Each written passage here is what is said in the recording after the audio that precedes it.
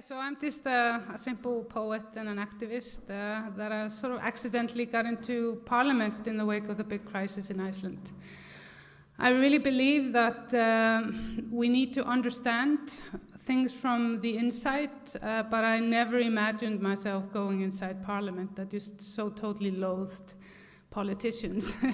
And I can't really say that I'm a politician. I have never, and this is very important, if you want to go inside the system, do not become the system. Because I have seen so many great people embrace celebrity, embrace power, and become everything they're fighting against. So I have not allowed myself to even understand that I'm a parliamentarian. I don't care if I don't have this job tomorrow. And this is the biggest strength, to be in there without getting corrupt. So I'm going to tell you a little bit about why I decided to go in. This was 2008. We had a massive financial crisis in Iceland. But people felt that it was much more than finances that had failed them. They felt everything they trusted had failed them. Be it the media, the academia, the politicians, the regulatory systems, everything had sort of failed. And so people started to dig and try to figure out what went wrong. What do we need to do in order to not let this happen again? And a lot of people started to, and I was sort of the protester at the time because I had been doing a lot of protests, everything from direct action protests for the environment in Iceland to standing outside the Chinese embassy for 9 months every week to protest their human rights violations on minorities and the Tibetans. And so when the crisis happened, I just happened to be the most obvious person to call to ask, where do we get megaphones? Do we need permits to protest? And so forth. And so I became engaged immediately, and we founded a lot of sort of brainstorming groups. And one was sort of organizing big collective protests, and after that, where we got all the different groups to protest together, we decided to try to figure out what all of these different groups felt was important to achieve collectively. And they all felt that we needed to create a political movement, which I helped facilitate. So it was like a coalition of all types of different groups, very similar to sort of the Podemos movement, how that started in Spain a bit later. And so I helped create it. I was very inspired. I am a practical anarchist myself, and so I really feel that people have to be engaged, that each and every one here in this room, and I'm sure most of you are engaged, most of you want to have an impact on your society, and it is not something that we should do, it is something we must do. Each and every one. If each and every one would apply a little time every day caring for democracy, moving it, radicalizing it, shaping it, and building a collective future together in their minds, we would have a very different society. And so we were in this group, and another thing we talked a lot about was that we needed to have a constitution that was written by the people of Iceland, for the people of Iceland. We were not an independent nation until 1944. We were a colony of Denmark, and we claimed our independence when they were occupied by the Germans. And our constitution was a gift from the Danish king, a recycled Danish constitution that doesn't really fit us. And so we have, instead of a king, we have a president with no political power, for example. So we managed to get this incredible wave of awareness about that if you want to live in a society bound by one big law called the constitutional law, it needs to be bound by a social agreement on what type of nation you want to be collectively. And so we sort of managed, me and a lot of other people, it was by far not me at all, and I did nothing except just being one of the many. I did not lead any revolutions. There were no leaders, and this is very important. Leadership, the way we see it today, it is the most dangerous pit you can possibly find. So I rather see power as a mentorship that is nobody's claim. Anyway, so we got all these people, and the government, the new government that was founded after the crisis, put this on the agenda that we would have a new constitution. And it was crowdsourced. The most civilian engagement created constitution ever done. And yeah, in the meantime, I helped found this political movement, and I accidentally got into parliament. I was not going to run, but we couldn't get enough women to take first seat, so I sort of, a few weeks before election, said, okay, I'll run somewhere first. And we didn't have any money. We had 8 weeks. So if we could do it, anybody really can, if you're just organized and tap into crisis times. Anyway, so I'm in Parliament helping facilitate this constitutional process and fighting the government on some issues, like socializing private debt, but working with them on the constitutional issue and sort of democratic reform.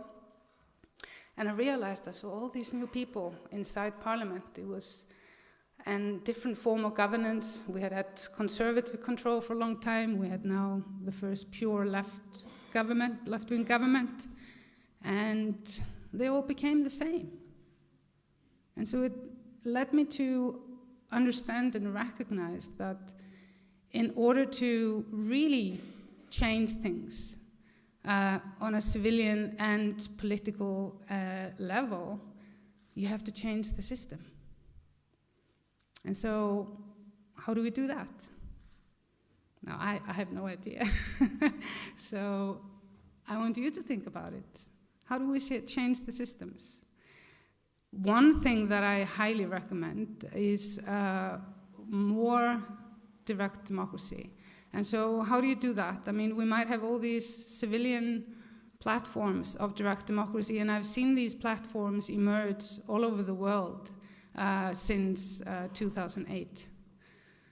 But how do we make the politicians, who do never want to let go of their power, most of them, how do we get them to implement it so we can legally have our voices heard? So we can legally call for national referendums on issues that are important. For example, wouldn't it have been nice if you could have a referendum if you wanted to have all these fake monuments? I mean, it's incredible to see this. All this facade and all this money around a very polluted river. Why isn't the money put? Maybe people would have voted for the river to be cleaned instead of monuments. Nobody eats monuments. And so every country has different ways to legally hack their own systems. And so my task has been to figure out what things can I tweak and change that are little things that nobody really notices that you are tweaking and changing that will have a domino effect. In 2010 and 9, actually 2009 and 10, I started to work with a totally unknown group to most, except maybe, journalists for technology, called Викиликс. And they had brought an idea to Iceland that we could resurrect the reputation of Iceland by making Iceland into a digital safe haven, to sort of a place where you could store and host all the forbidden knowledge in the world, all the stuff that the powerful want to get rid of and are doing all the time. And so we went on sort of a mission to look for all the best laws that work in the world, to create a sort of a comprehensive legal strategy in making Iceland a country that would have the most cutting-edge freedom of information laws, whistleblowing laws, privacy laws, dealing with the digital era, strong laws for journalists to be able to conduct their work.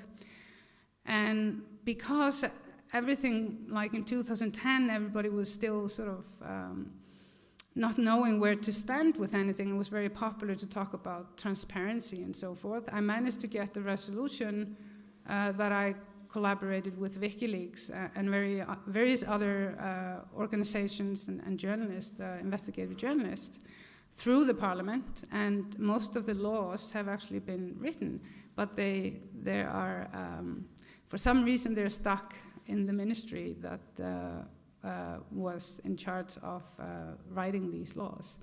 So the next challenge is to get some minister to dare to speak for these important laws. Because let's face it, if we don't know where to tweak, we're going to just be in the same situation over and over and over and over again. So I would recommend to really fight for access to information, to fight for strong source protection laws and whistleblowing acts where you will not be castorized if you're a whistleblower, to fight for privacy. I actually do think that we've lost that fight, but we cannot stop fighting for this.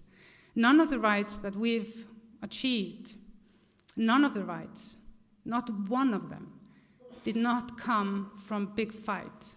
We did not get the rights that the unions pushed for a shorter work day, for the right for an absence if you are sick. Nobody gave this to the people. The people fought for this. And so you have to recognize what are the issues that are the most important to collectively work together on to change. What are the tweaks that you can do? And also embrace the activists. Because the activists and the artists are the ones that move the norm, the threshold of the norm. So those that need to do the work can do it. So, you know, radical ideas will become mainstream. So embrace the activists. We need activists. And too often I have seen that activists have been stabbed in the back by sort of the mainstream protesters, the mainstream or the politicians that are talking about wanting to have change. Embrace the activist within you. Recognize that no revolution ever starts anywhere else except in our own hearts. All revolutions that we become engaged in is because we transformed and changed. So it is not enough to say, I want change. We have to say, I want to change. And so instead of what you see so many times that, you know, I don't know how often I've been told that, no, we cannot do this like you did in Iceland because we are a different society. And then I tell them, look, before we had our changes in Iceland, nobody believed we could change anything. So it's just a matter of finding these little tweaks to become curious like a good hacker that looks at system and tries to find the holes in it. And we have all reported again and again about the glitches and the faults in our systems. And now is the time that we actually start to develop a new solution. And that solution does not come from the vision of one person. That is a solution we have to collectively find together. And maybe it would be a good idea to have a similar conference like we had in Iceland, where 1,000 people were randomly selected to have a discussion what a new constitution should entail. People from all over had a very similar idea. So instead of focusing on the stuff that divides us, it is really important that we figure out what are the 3 most important things to fight for collectively, no matter where you come from. And so I have run out of time, and I understand that I will have some Q&A. I did not manage to tell you except a very little fraction of what I want to talk about, but just stay engaged and, you know, be the change. So I speak in a cliche. But it's really like that. It's as simple as that. And so I was unemployed when I got this job as a parliamentarian, single mom. So if I could do it, anybody can do it. Thank you very much.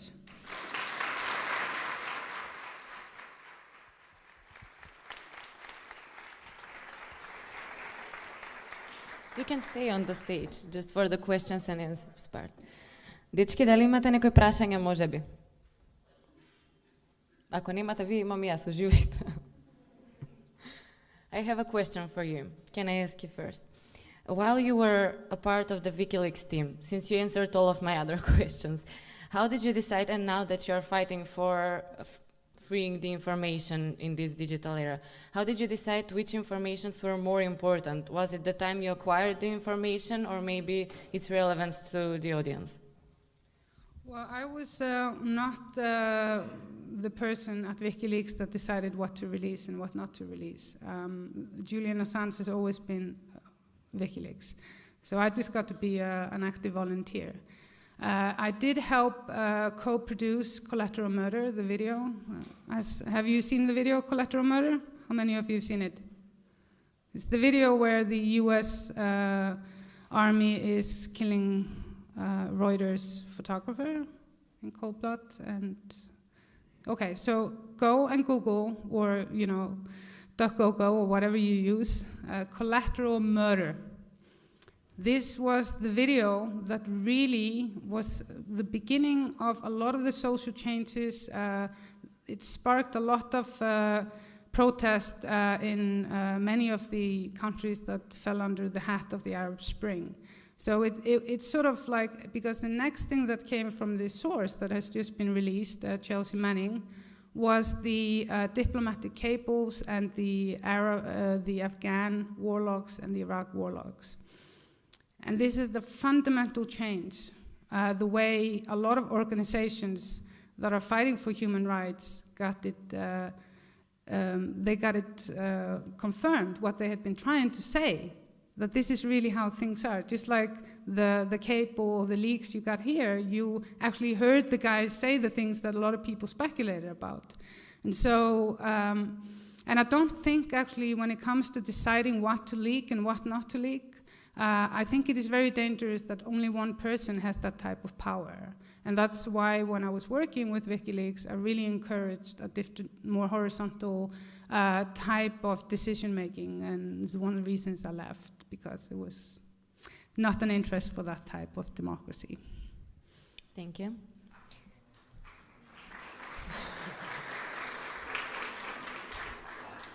Okay, I think we have time for at least one more question. In the parliament here, we have similar situation with activists becoming part of the parliament.